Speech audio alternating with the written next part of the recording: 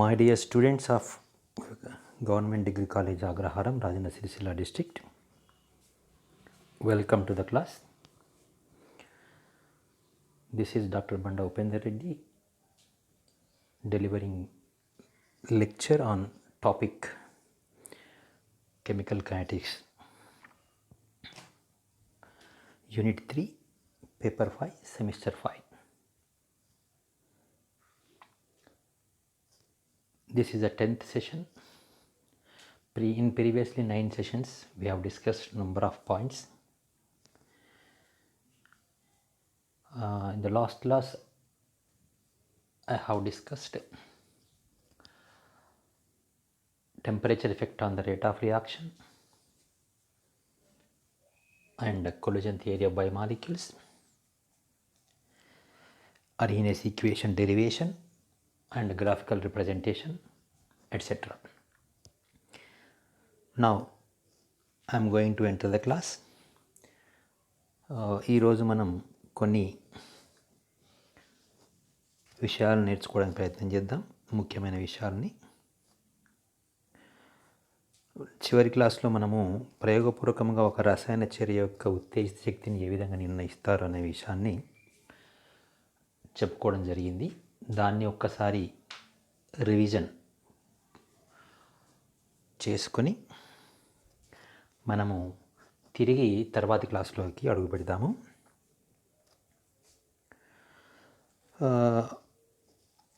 గాఢత యొక్క ప్రభావాన్ని మనము తెలుసుకోవాలంటే ఉష్ణోగ్రతను స్థిరంగా ఉంచాలి.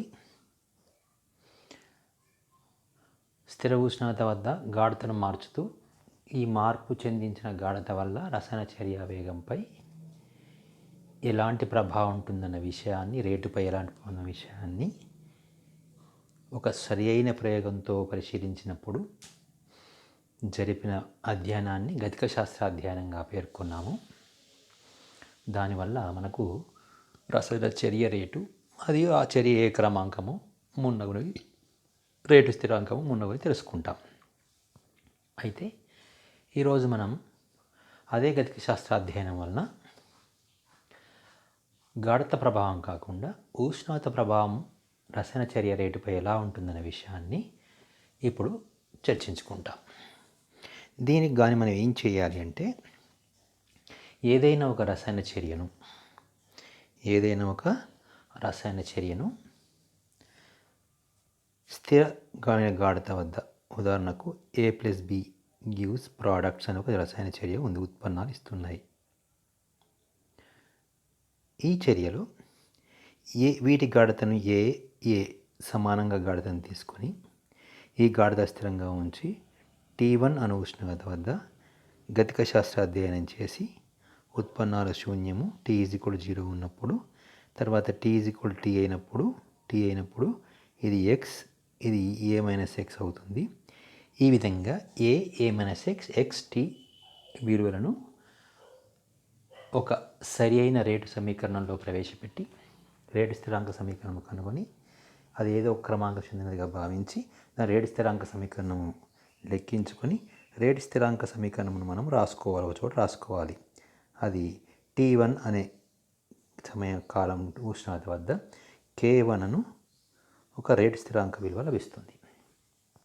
తర్వాత తిరిగి చర్యను మళ్ళీ ప్రారంభించి ఇంతకుముందు తీసుకున్న గాఢతల్ని మళ్ళీ తీసుకొని గాఢతలో మార్పును చెందించవద్దు.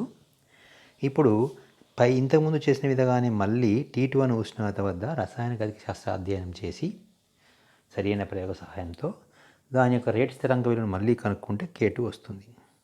ఈ విధంగా తిరిగి పునరావృతం చేస్తూ T3 వద్ద K3, T4 వద్ద K4 ఈ విధంగా మనకు పలు విలువలు లభిస్తాయి. ఈ లభించిన విలువలన్నింటినీ మనము అర్హీనియస్ సమీకరణం ద్వారా అప్పటికి అర్హీనియస్ సమీకరణం తీసుకుని ఇరువైపుల సంవర్గమానం చేస్తే వచ్చిన ఈ సమీకరణంలో ప్రవేశపెట్టగా అప్పుడు ఇది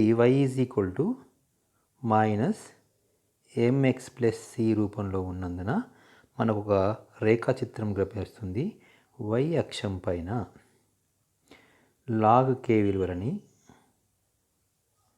లాగ్ K విలువని x అక్షం పైన 1/tని లభించగా మనకు ధనవాలు గల సరళరేఖ లభిస్తుంది. రుణవాలు గల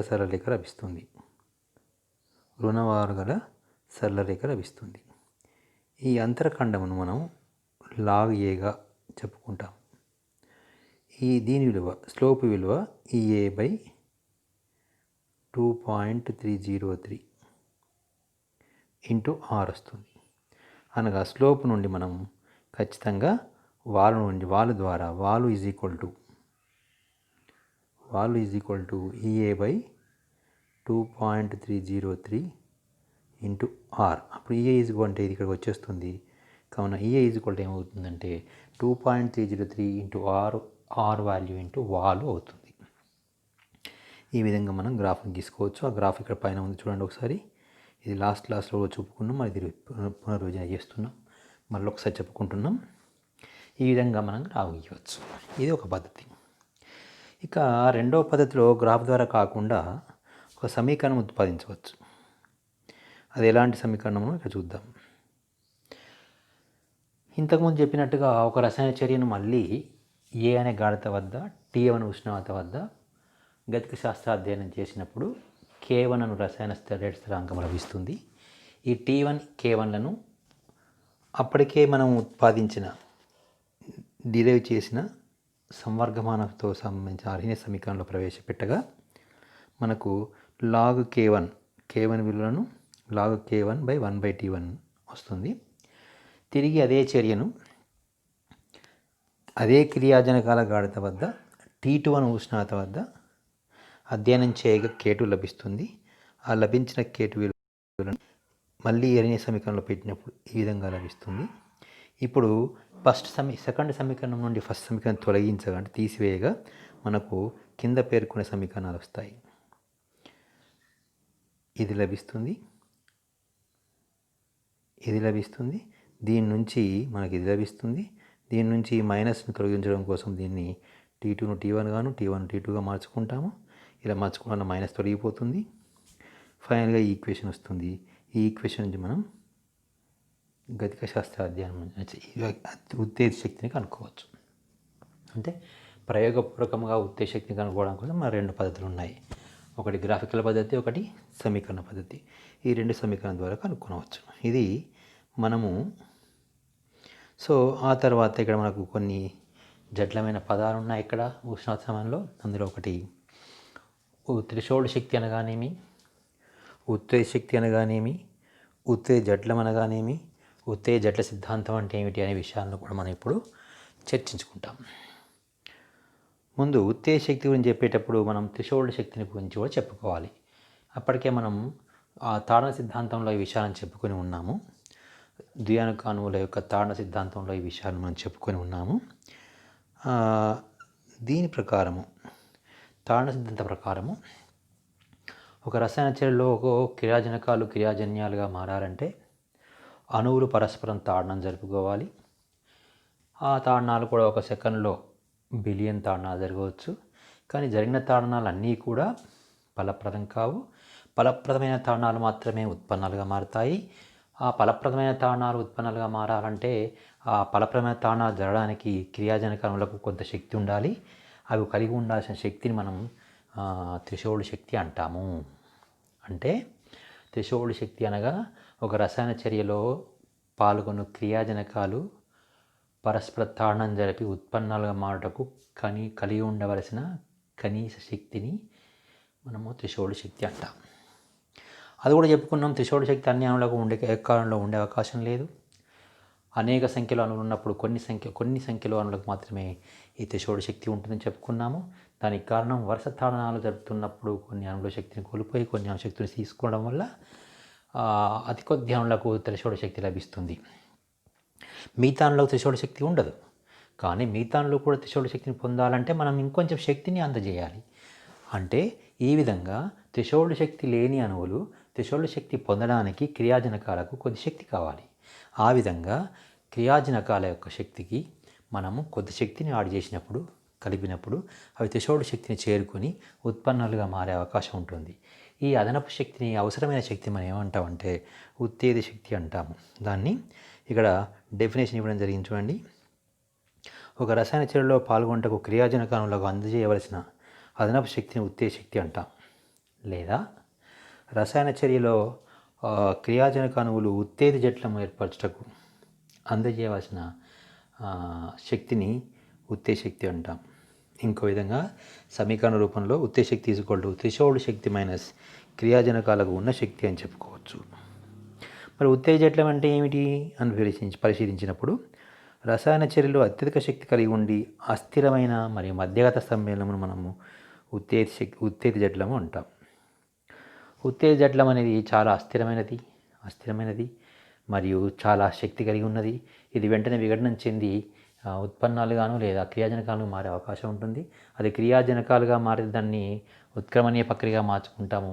ఒకవేళ క్రియాజన్యాలుగా మారితే పురోగామి చర్యలో జరిగిందని చెప్తాము.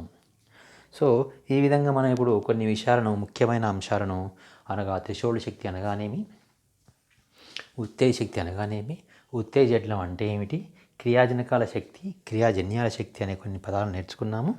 ఇప్పుడు రసాయన చర్య జరిపేటప్పుడు మనకు కొన్ని సిద్ధాంతాలు ప్రతిపాదించడం జరిగింది, ఎలా జరుగుతాయనే విషయాన్ని చర్య విధానంలో. అందులో మొట్టమొదట ఉత్తేజ జట్ల సిద్ధాంతం మనకు ఉంటుంది. అనగా ఇక్కడ మనకు స్క్రీన్ మీద మీరు చూడొచ్చు, సిద్ధాంతాన్ని మనం రాసి ఉన్నది. ఈ సిద్ధాంత ప్రకారం ఒక రసాయన చర్యలో పాల్గొంటకు సరియగు శక్తి కలిగిన క్రియాజనక అణువులు పరస్పరం సమీపించి తాడనం జరుపుకొని ఉత్తేజ జట్లం ఏర్పరుస్తాయి. ఏర్పడ్డ ఉత్తేజ జట్లము క్రియాజనక అణువులతో సమతాస్థితిలో ఉంటుంది. అంటే ఈ విధంగా క్రియాజనక అణువులు ఉత్తేజ జట్లము నుంచి అంటే ఈ మెల్లిగా ఇప్పుడు ఉత్తేజ జట్లము అస్థిర మధ్యగత పరివర్తన స్థితి సంశ్లిష్టంగా పేర్కొనవచ్చు. ఏమనొచ్చు, ఉత్తేజిత జట్లమును అస్థిర మధ్యగత పరివర్తన స్థితి సంశ్లిష్టంగా చెప్పుకొనవచ్చు. ఏర్పడ్డ ఉత్తేజ జట్లము బాగా క్రమంగా విఘటన చెంది ఉత్పన్నాలుగా మార్పు చెందును. ఉదాహరణగా మనం హైడ్రోజన్ ఫ్లోరైడ్ అనే ఒక రసాయన చర్యను హైడ్రోజన్ ఫ్లోరిన్ రెండు పరస్పర తాడనం జరిపినప్పుడు అవి ఒక పరివర్తన దశలో హెచ్ఎఫ్ పరివర్తన దశ బ్రాకెట్లో చూపించబడుతుంది. మెల్లిమెల్లిగా హెచ్ మరియు ఎఫ్ బంధం విచ్ఛిన్నమై హెచ్ఎఫ్ బంధాలు ఫామ్ అయి తేలిగ్గా అవి మనకు ఏర్పడతాయి. ఇలాంటి పరివర్తన స్థితి ఏర్పడాలంటే ఖచ్చితంగా అణువులకు థ్రెషోల్డ్ శక్తి ఉండవాలి. థ్రెషోల్డ్ శక్తి లేకపోతే ఆ విధంగా పరివర్తన స్థితి ఏర్పడదు, అనగా బంధాలు విచ్ఛిన్నం కావు, క్రియాజనకాలుగానే ఉండిపోతాయి. సో ఈ విధంగా శరీరంలో క్రియాజనకాలు పరస్పరం సమీపించినప్పుడు శక్తి తగ్గిపోయి తర్వాత అత్యధిక శక్తి కలిగిన సంశ్లిష్ట సమ్మేళనం ఏర్పడతాయి, తర్వాత ఉత్పన్నముగా మారుతాయి. ఈ సంవిధానం మనం గ్రాఫ్ ద్వారా చూపించవచ్చు. చూడండి, గ్రాఫ్లో ఈ విధంగా గ్రాఫ్లో ఉంది. ఫస్ట్ ఇక్కడ ఈ గ్రాఫ్లో మనం చూపించినట్టు విధంగా చూసినట్టయితే ఈ గ్రాఫ్ ప్రకారము ఇవి క్రియాజనకాల శక్తి, ఇది క్రియాజన్యాల శక్తి, ఈ రెండింటి మధ్య తేడా అనగా ఈ చర్యలో క్రియాజనకాల శక్తి ఎక్కువగా ఉంది, క్రియాజన్యాల శక్తి తక్కువగా ఉంది. అనగా ఎక్కువ శక్తి గల క్రియాజనకాలు స్థిరత్వాన్ని పొందినాయి కనుక క్రియాజనకం మారినప్పుడు ఇందులో శక్తి వెలువడుతుంది. ఇలాంటి వెలువడిన శక్తిని వాటిని మనం ఉష్ణమోచక చర్యలు అంటాము. ఇప్పుడు ఇక్కడ పరివర్తన స్థితి సమ్మేళనం ఏర్పడడానికి ఇంత శక్తి కావాలి, వాటి క్రియాజనకి ఇంత శక్తి ఉంది. ఈ శక్తి నుంచి ఈ శక్తి పొందించడం వల్ల మనం పరివర్తన స్థితి ఏర్పరచవచ్చు. దీన్ని activation energy of the reactants అంటాము. తర్వాత ఇది థ్రెషోల్డ్ ఉత్తేజ జట్లము, అనగా ఈ H2 F2 అణువులు పరస్పరం తాడనం జరుపుకొని ఉత్పన్నాలుగా మారాలంటే వీటికి కలిగి ఉండవలసిన శక్తి అది. ఈ విధంగా మనము అదేవిధంగా ఉష్ణమోచక ఇదే విషయాన్ని మనం ఉత్పన్న పరంగా చూసినట్టే ఉత్పన్న శక్తి తక్కువగా ఉంటుంది. ఇది పరివర్తన స్థితి చేరుకోవడానికి చాలా శక్తి అవసరం ఉంటుంది. అనగా ఉష్ణమోచక చర్యల్లో ఎనర్జీ ఆఫ్ ద రియాక్టెంట్స్ క్రియాజనకాల శక్తి ఎక్కువ, క్రియాజన్యాల శక్తి తక్కువ. తర్వాత ఈ చర్యల్లో E A of or activation energy of reactants తక్కువ and E A of the products ఇది ఎక్కువ. సో ఇందులో ఉష్ణమోచక చర్యలో ఉష్ణం వెలువడుతుంది. ఇదే విషయాన్ని మనం ఇక్కడ చెప్పడం జరిగింది.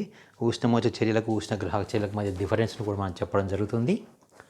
సో ఇది మీరు చదువుతూ ఉంటే మీకు అర్థమవుతుంటుంది చెప్పిందంతా. తర్వాత ఇవి ఉష్ణగ్రాహక చర్యలుగా చెప్పుకోవచ్చు. వీటిని ఉష్ణగ్రాహక చర్యలుగా చెప్పుకోవచ్చు. ఉష్ణగ్రాహక చర్యల్లో క్రియాజన్యాల కన్నా క్రియాజన్యాలు ఉష్ణమోహక చర్యలో క్రియాజన్యాలు స్థిరంగా ఉండను, కానీ ఉష్ణగ్రాహక చర్యల్లో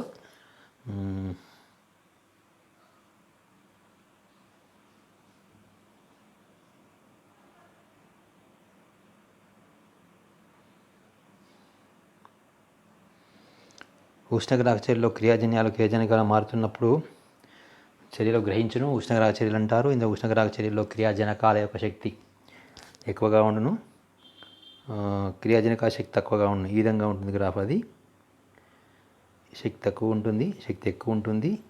ఇది యాక్టివేషన్ ఎనర్జీ ఎక్కువ, యాక్టివేషన్ ఎనర్జీ తక్కువ అవసరం ఉంటుంది. ఆ కింది విషయాలు మీరు చదువుకుంటే అర్థమవుతుంది. చూడండి ఒకసారి.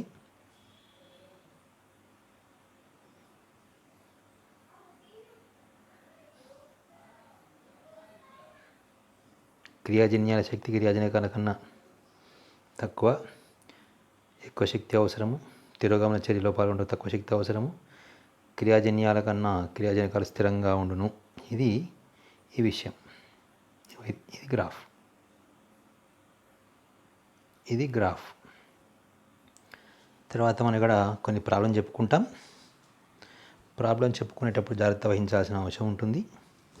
అంటే ఉత్తేజ శక్తి ఆధారంగా ఒక రసాయన చర్యలో ఉత్తేజ శక్తి కనుక్కోవడం కానీ, లేదా రేటు స్థిరాంకంపై ఉష్ణత ప్రభావం ఎలా ఉంటుందనే విషయాన్ని కానీ తెలుసుకోవడం కోసం మనం కొన్ని ప్రారంభం చేద్దాం. ఇప్పుడు ఫస్ట్ మొట్టమొదట ఒక రసాయన చర్యను 27 డిగ్రీ సెంటిగ్రేడ్ల వద్ద గతిక శాస్త్ర అధ్యయనం చేయగా లభించు రేటు స్థిరాంకం విలువ 2 × 10⁻³ per minute. ఏం చేస్తున్నాం మనం? రసాయన శాస్త్రం ఒక ఉష్ణోగ్రతను 27 డిగ్రీ సెంటిగ్రేడ్ వద్ద నియంత్రించాము, అనగా 300 కెల్విన్ల వద్ద నియంత్రించాము. అప్పుడు రేటు స్థిరాంకం ఎంత వచ్చింది? 2 × 10⁻³ per minute వచ్చింది. అనగా ఇది ప్రమాణాలను బట్టి చూస్తే పర్ మినిట్ అంటే పర్ కాలము, అంటే అది ప్రథమ క్రమాంక చర్య అవుతుంది. సేమ్ అదే చర్యను 57 డిగ్రీ సెంటిగ్రేడ్ల వద్ద చేసినప్పుడు రేటు స్థిరాంకం 4 × 10⁻³ అంటే 2 × 10⁻³ కన్నా డబల్ రెట్టింపుగా మారింది. ఆయన చర్యలో ఉత్తేజ శక్తి ఎంత? అదే సమయంలో 107 డిగ్రీ సెంటిగ్రేడ్ల వద్ద ఒకవేళ ఈ రసాయన చర్యను మనం జరిపినట్టయితే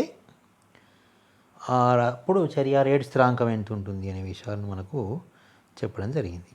అడగడం జరిగింది. సో ఇక్కడ చూడండి, దీని ప్రకారం ఏంటంటే ఇది ఒక రసాయన చర్య, గాఢతలు స్థిరంగా ఉన్నాయి. ఒకసారి T1 ఉష్ణోగ్రత వద్ద, మరి ఒకసారి T2 ఉష్ణోగ్రత వద్ద ఈ చర్యను మనం గతిక సాధ్యం చేసినప్పుడు మనకు 2 రేటు స్థిరాంకాలు భిన్నంగా లభిస్తాయి. ఎందుకంటే మీ అందరికీ తెలుసు, రేటు స్థిరాంకం అనేది ఉష్ణోగ్రత కాలంలో మన పతంలో ఉంటుంది. ఉష్ణోగ్రత పెంచినప్పుడు పెరుగుతుంది. దాన్ని టెంపరేచర్ కోఎఫిషియంట్ తీటాతో చెప్తాము. 2 నుంచి 3 రెట్లు పెరుగుతుందని. ఇప్పుడు మనము K1 = 2 × 10⁻³ per minute అయితే ఏ ఉష్ణోగ్రత వద్ద అంటే అది 300 డిగ్రీ కెల్విన్ల వద్ద.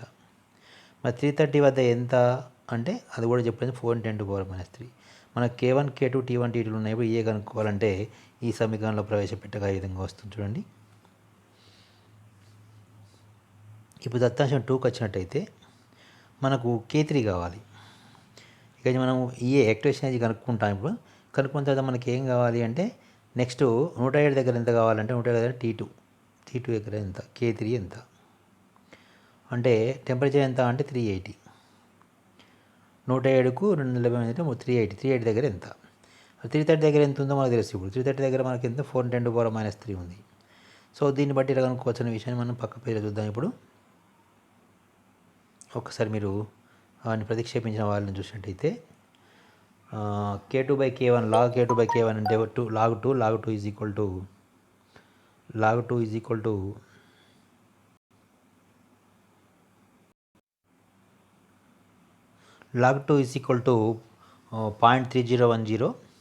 is equal to A/2.303 into R అంటే Rను 2 క్యాలరీగా తీసుకున్నట్టయితే 4.606 వస్తుంది.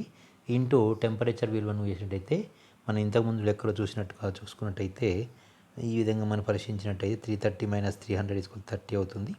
330 × 300 is equal to 9900 అవుతుంది. దాన్ని మనం కొట్టివేస్తే 1/3300 వస్తుంది. దీన్ని లెక్కిస్తే 4575 calories per mole లేదా 4.575 కిలో క్యాలరీస్ పర్ మోల్ అనేది ఉత్తేజ శక్తి లభించింది. ఇప్పుడు ఉత్తేజ శక్తి లభించింది కనుక ఏం చేయొచ్చు, ఉత్తేజ శక్తి లభించింది మన దగ్గర K2 వాల్యూ ఉంది. K2 వాల్యూ ఎంత అంటే 4 × 10⁻³ ఇంత చదువుకున్నాం. ఇది ఉత్తేజ శక్తి విలువ. ఇప్పుడు ఉత్తేజ శక్తి విలువలు ఇక్కడ ప్రవేశపెట్టాలి. K2 మనకు ఉంది కానీ K3 కావాలంటే ఏం చేయాలనో మనం కనుక్కోవాలి. K3 ఏ విధంగా ఉందో ఒకసారి చూడండి. log K3/4 × 10⁻³ = 0.3010 × 4.606 × 3300/4.606 × 380 - 330/380 × 330. ఈ విధంగా మనం తీసుకున్నట్టయితే లెక్కించినప్పుడు మనకు 0.3947 వస్తుంది. అంటే log K/4 × 10⁻³ = 0.39 అంటే 399 301 log 2 = 0.3010 log 2.5 = 3979 అంటే ఆల్మోస్ట్ log 2.5 వస్తుంది. 2.5 వస్తుంది అండ్ లాగ్ తీసుకుంటే అయితే 2.5 అంటే K/4 × 10⁻³ log 0.9 K3 and log of 0.394 × 4 × 10⁻³ 2.481 2.5 approximately is equal to 2.5 × 4 is equal to 10 అంటే ఆల్మోస్ట్ 1/10⁻⁻4 minutes అనేది పర్ మినిట్ అనేది దాని యొక్క చర్య వేగంలో మార్పు. సో ఈ విధంగా మనం లెక్కించవచ్చు. ఇక రెండొక ప్రశ్న ఏంటంటే ఒక రసాయన చర్య యొక్క చర్య రేటు 283 డిగ్రీ ఉన్నప్పుడు కెల్విన్లో ఉన్నప్పుడు K మరియు 313 Kల వద్ద వరుసగా 2.4 × 10⁻5 and 6.6 × 10⁻⁻4 పర్ మినిట్స్ చర్య యొక్క ఉత్తేజ శక్తి లెక్కించండి. ఇది పైన చర్యలో చెప్పిన ఒక స్టెప్ 1 వంటిది. ఒకటే స్టెప్ ఉంది, పైన చెప్పిన 2 స్టెప్పులు ఉన్నాయి. కానీ ఇంకా ఇది ఈజీగా మీరు ఇంతకుముందు చెప్పిన దాని ప్రకారం చూసినట్టయితే ఇది ఈజీగా మనకు కనుక్కోవచ్చు. ఇది ప్రాబ్లం అనుకుంటే ఈ విధంగా వస్తుంది. ఒకసారి స్టెప్ బై స్టెప్ చూసుకుంటారండి. ఇది పరిమాణాలను బట్టి ఇది కూడా ప్రతిమ క్రమాంక చర్యమే. K అనేది స్థిరంగా ఉంటుంది. K విలువ అనేది K1 ఉన్నప్పుడు 2.4 × 10⁻5 ఉంది. T2 313 ఉంది.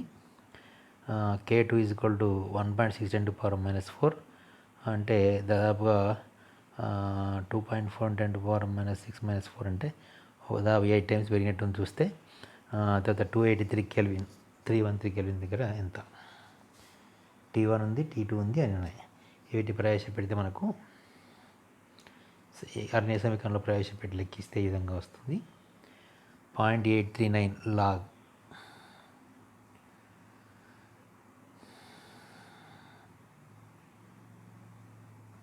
సో దీన్ని మనం లెక్క చేస్తే మనకు 13,599 కిలో క్యాలరీస్ పర్ మోల్ అనేది వచ్చింది. ఇది మనం చెప్పుకున్న చాప్టర్. ఒక్కసారి మనం ఈ స్వల్ప సమాధాన ప్రశ్న మీరు చూసుకోండి. ఇందులో ఏం చేయగలుగుతారో ఏం చేయలేరో చూసుకోండి. చర్య రేటు అనగానేమి, దాని ప్రాముఖ్యత ప్రమాణాలు తెలపండి. చర్య రేటు అనగానే ఏమనగా ఒక రసాయన చర్యలో క్రియాజనకాల లేదా క్రియాజనక గాఢతల మార్పు ఏకంకాలంతో జరిగేదాన్ని చర్య రేటు అంటారు. దాని ప్రాముఖ్యత ఏమనగా దీనివల్ల మనం ఒక రసాయన చర్య యొక్క విధానాన్ని కనుక్కోవడానికి ఉపయోగపడుతుంది. ప్రమాణాలు moles per litre per time. చర్యాకాలంతో పాటు చర్యా వేగం ఎందుకు క్షీణిస్తుంది? ఇది ఒక ప్రశ్న. చర్యాకాలంతో పాటు చర్యా వేగం క్షీణించడం అనేది ఖచ్చితంగా జరుగుతుంది. ఇది శూన్య క్రమాంక చర్యలకు మాత్రం వర్తించాలని చెప్పుకున్నాము.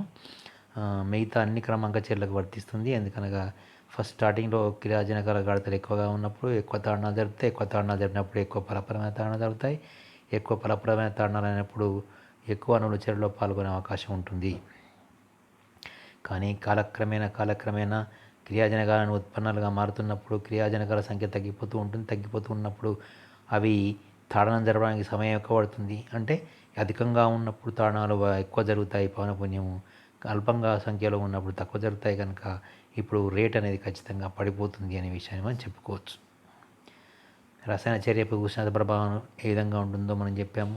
రసాయన చర్యపై ఉష్ణోగ్రత పెంచినప్పుడు అవి గతిశక్తిని పెంచుతాయి. పెరిగిన గతిశక్తి వల్ల అణువులు బాగా వేగంతో చలిస్తాయి.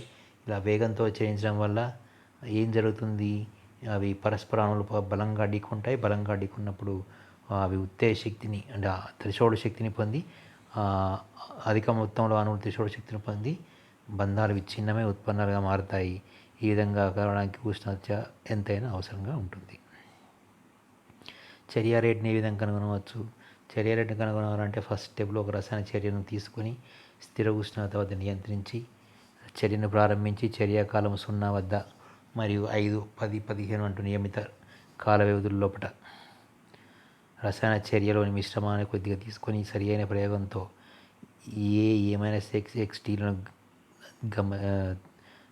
లెక్కించి గణించి ఒక దత్తాంశం సేకరించి ఆ దత్తాంశాన్ని ఉపయోగించి రేఖాచిత్రం గీసి కాలమును x అక్షం పైన రసాయన క్రియాజనకాల లేదా క్రియాజన్య గాఢతను y అక్షం తీసుకొని ఒక రేఖాచిత్రం గీసి వచ్చిన వక్రము పైన వాలును గీసిన వాలు ఏ రేటు అవుతుంది అని చెప్పుకోవడం జరిగింది. సో ఈ విధంగా మనము చర్య క్రమాంకము అణుత్వాన్ని నిర్వచించి వాటి మధ్య తేడాలను తెలపండి. అర్ధాయువు అనగానేమి, వివిధ క్రమాంక చర్యలు మరియు వాటి అర్ధాయువుల యొక్క సంబంధాన్ని తెలపండి. రేటు సమీకరణం ఏ విధంగా రాయవచ్చునో తెలపండి. ప్రథమ క్రమాంక చర్య యొక్క అర్ధాయువు క్రియాజనకాల ప్రారంభ గాఢత నుండి ఏ విధంగా స్వతంత్రంగా ఉంటుందో చూపండి. ఇవన్నీ కూడా మీరు అసైన్మెంట్ లాగా చేస్తే బాగుంటుంది. ఇది మీకు ఉపయోగకరంగా ఉంటుంది. సో ఇప్పుడు మనము ఒక్కసారి మొత్తం చాప్టర్ని మనం పునఃసమీక్షించుకుందాం. ఎక్కడి నుంచి ఏం చెప్పాను విషయాలు మనం చెప్పుకునే ముందు ఒకసారి నేను మొత్తం పునఃసమీక్షిస్తాను.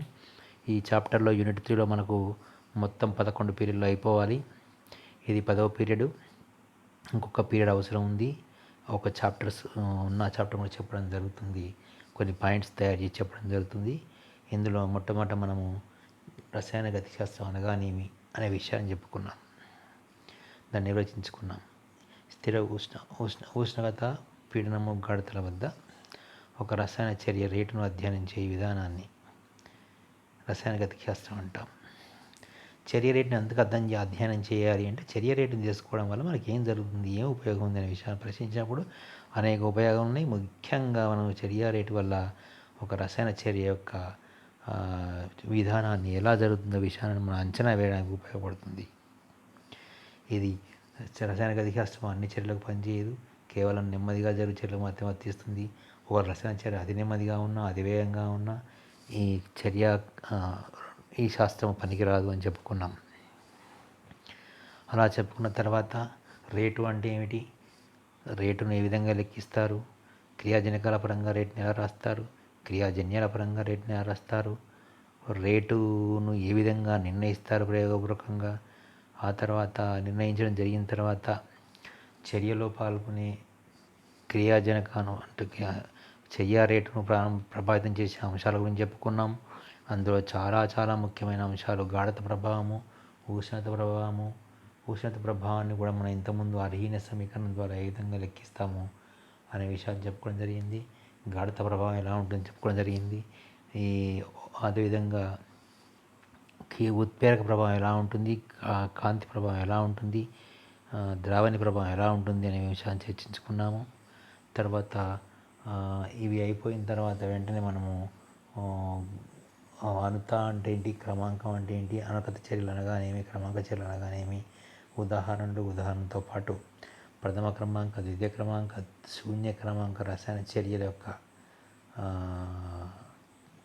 స్వాభావిక లక్షణాల గురించి చెప్పుకున్నాము. అందులో ప్రథమ క్రమాంకం అంటే ఏంటి, ద్వితీయ క్రమాంకం అంటే, శూన్య క్రమాంకం అంటే ఏంటిది, ఎలా ఉంటుంది, రేట్ కాన్స్టాంట్కు గాఢతకు సంబంధం ఎలా ఉంటుంది అనే విషయాలను కూడా చర్చించుకున్నాము. ప్రతి ప్రథమ క్రమాంక, ద్వితీయ క్రమాంకాల యొక్క చర్య ప్రథమ, ద్వితీయ, తృతీయ క్రమాంక చర్యల యొక్క రేటు స్థిరాంక సమీకరణాలను ఉత్పాదించడం జరిగింది. వాటిని గ్రాఫ్ ద్వారా వ్యక్తపరచడం జరిగింది.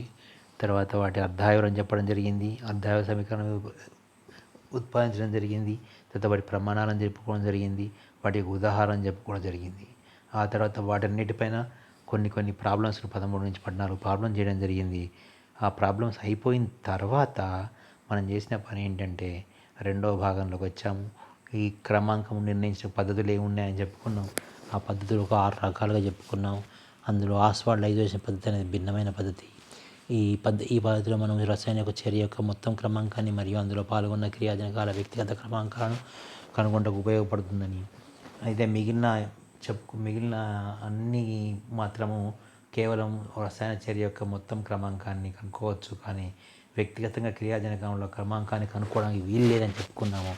అవి ఎన్ని రకాలు చెప్పుకున్నామో దాంట్లో ముఖ్యంగా మనకు రేటు ప్రారంభ పద్ధతి లేదా వన్ టాప్ భేదాత్మక పద్ధతి, గ్రాఫికల్ పద్ధతి, మరియు ఇంటిగ్రేషన్స్ అంటే సమకలన పద్ధతి, అర్ధాయు పద్ధతులు అని చాలా ముఖ్యమైనవి అని చెప్పుకున్నాం.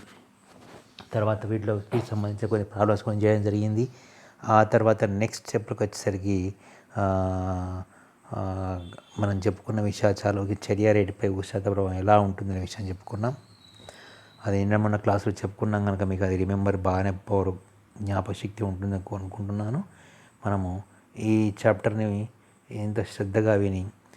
బాగా శ్రద్ధగా విని తర్వాత జరగవలసిన అంశాలను బాగా గమనించి అసైన్మెంట్లు కానీ తయారు చేసి పూర్తిగా సబ్జెక్ట్ అర్థం కాకుండా ఉంటే పూర్తిగా ఈ 10 వీడియోలను తిరిగి పునరావృతం చేసి ఏమైనా సందేహాలు ఉంటే రాసుకొని నాకు పర్సనల్గా కానీ వాట్సాప్ ద్వారా కానీ మెయిల్ ద్వారా కానీ ఇంకా ఇతర ఏ మాధ్యమాల ద్వారా కానీ తెలుసుకొని సబ్జెక్ట్ని పూర్తిగా నేర్చుకుంటారని ఆశిస్తూ all the best. Wish you all the best. బాగా చదవండి. రైట్. సెలైక్.